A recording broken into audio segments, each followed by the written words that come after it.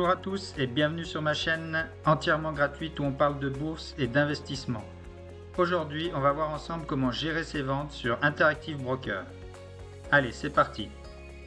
Chez Interactive Broker, ils appliquent la formule FIFO, First In, First Out, ce qu'on pourrait traduire en français par premier entrée, premier sorti.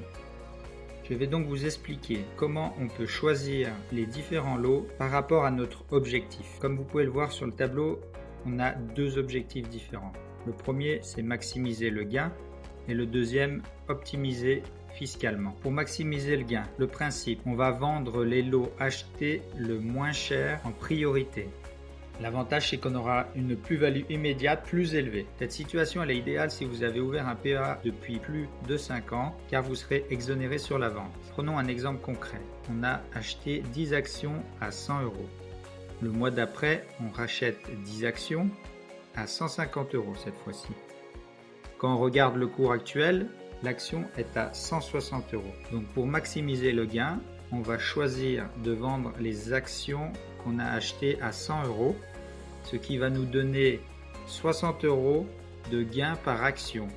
Vu qu'on en avait 10, on aura donc une plus-value totale de 600 €. Maintenant, l'objectif numéro 2, optimiser fiscalement. Le principe est le contraire, c'est-à-dire on va vouloir vendre les lots achetés le plus cher en priorité.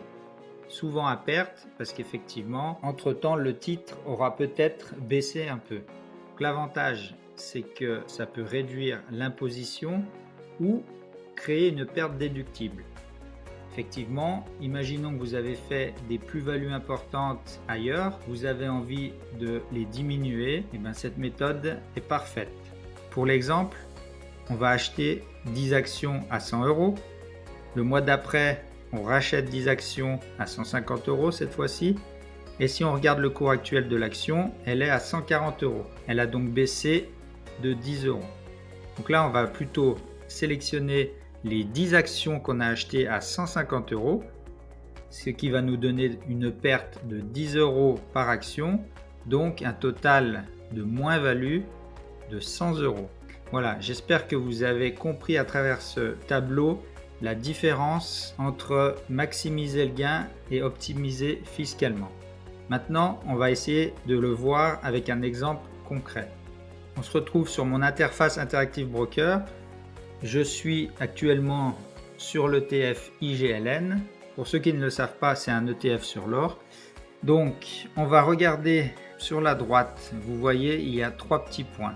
On va donc aller cliquer sur ces 3 petits points et on va choisir voir les lots.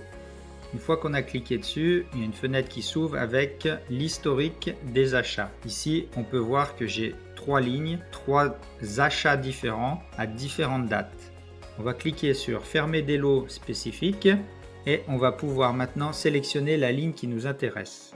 Dans mon exemple, je vais prendre l'action que j'ai achetée en premier, c'est-à-dire le 13 mars 2025, où on peut voir que j'ai un total de plus-value actuelle de 43,77 $.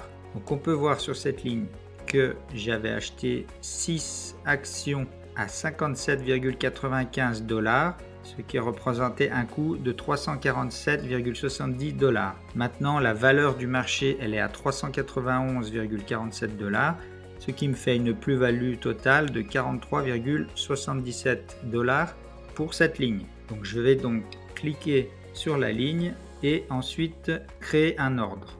Une fois que j'ai cliqué, on est toujours donc sur l'interface de vente. On va aller changer le type d'ordre. On va mettre au marché, histoire qu'on soit exécuté tout de suite ou très rapidement.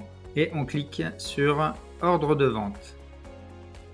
Voilà. On a vu ensemble comment choisir ses lots lorsqu'on vend ses actions afin d'optimiser soit son rendement, soit sa fiscalité. Si vous voulez en savoir plus sur comment ouvrir un PEA chez Interactive Broker, je vous invite à cliquer sur la vidéo en haut à droite. Sinon, n'oubliez pas de liker ma vidéo, de vous abonner et de cliquer sur la petite cloche. À bientôt sur Deville Invest.